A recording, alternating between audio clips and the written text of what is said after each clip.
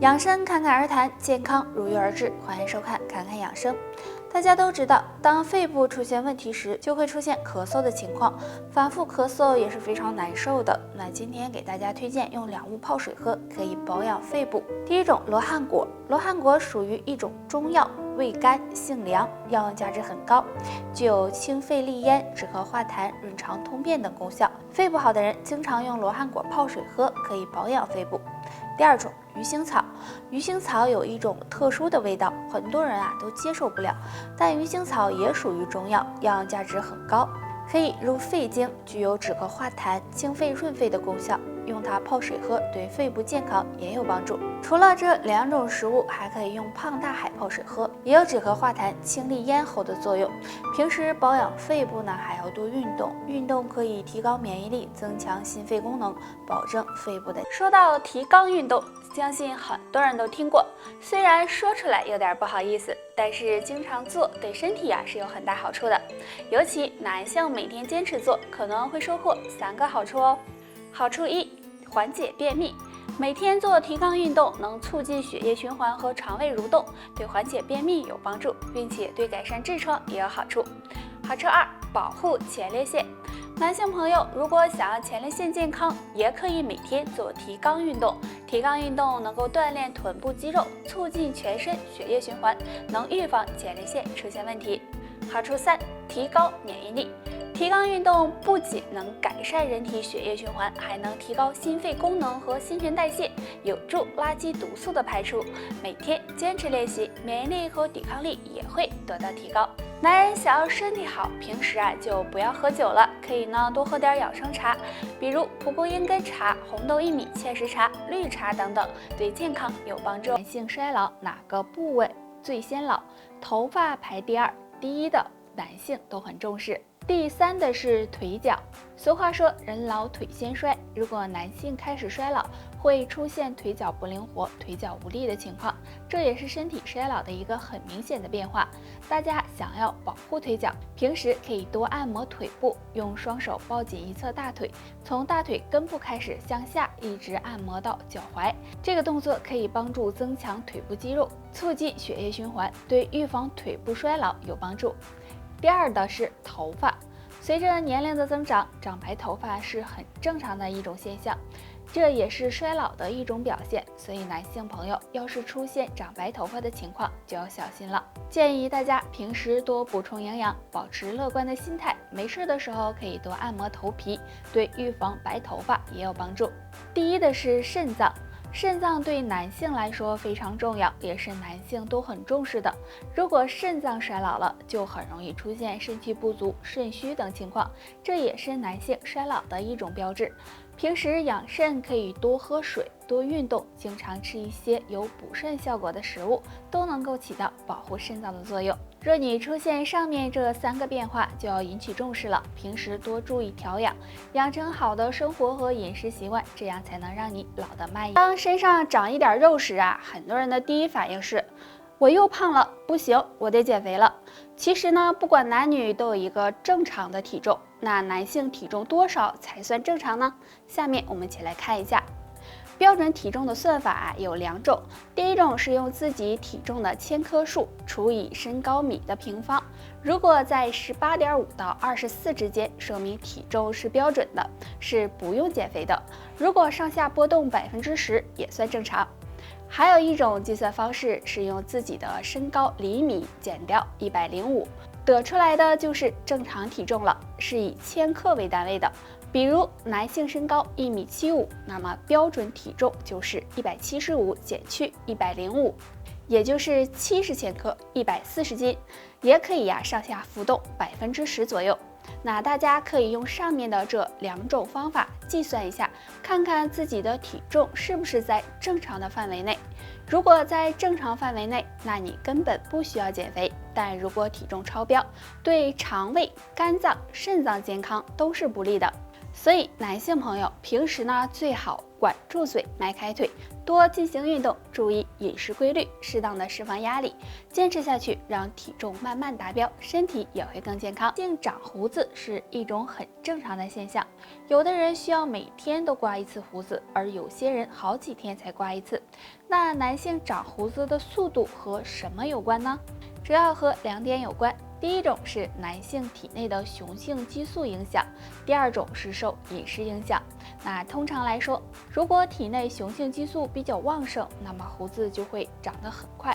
但是相反，如果体内缺乏雄性激素，那么胡子就会长得很慢。还有，如果日常生活中摄入的蛋白质比较多，可以为毛发生长提供更多的营养，那么胡子自然就会长得比较快。如果胡子长得太快，到底好不好呢？那正常情况下，如果雄激素比较旺盛的话，当然是好的。但如果早上刚刮完胡子，下午就长出明显的胡渣，那么说明雄激素太旺盛了，这也不是什么好现象，大家需要多注意调理。那男人刮胡子也是有讲究的，下面的这2个禁忌，希望你都没有。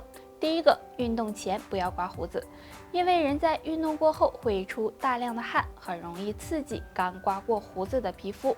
第二个，饭后不要刮胡子，因为人吃完饭后血流量会增加，如果这时刮胡子，很容易刮坏皮肤。相信大家对南瓜都很熟悉，南瓜是生活中常见的食物，南瓜被称为长寿菜。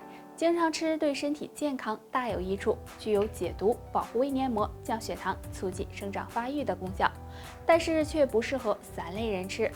第一种，对南瓜过敏的人，有的人对南瓜是会过敏的，如果吃南瓜后出现皮肤红肿、经常腹泻、恶心、想吐的情况，大家最好就不要吃南瓜了，不然会对身体造成一定伤害。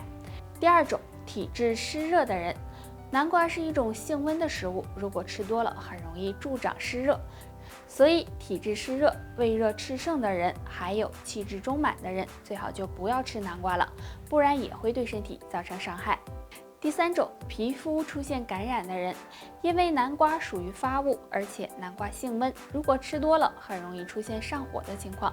若是上火比较严重，对皮肤有感染的人来说是非常不好的，所以这类人群也要少吃。所以如果你属于上面3种中的一种，那么即使再喜欢吃南瓜，也要忍一忍。为了自己的健康，大家就不要贪一时的嘴了。怪男性喜欢提肛，原来有3个好处，若你也做，身体不会太差。好处1，缓解痔疮。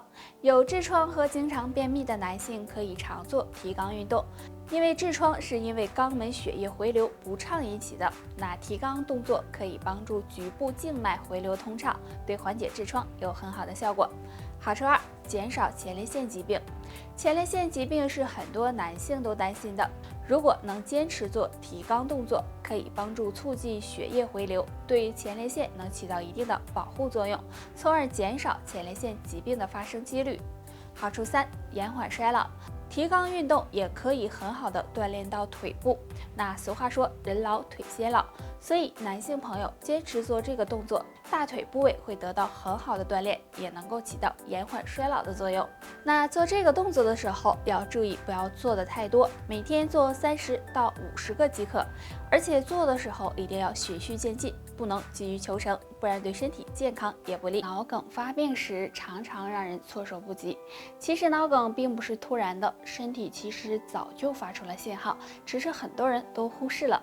中老年朋友如果在晨起或者是饭后经常出现手麻或者是其他活动障碍的情况，就要多加注意了，很可能是脑梗的前兆，最好到医院检查一下。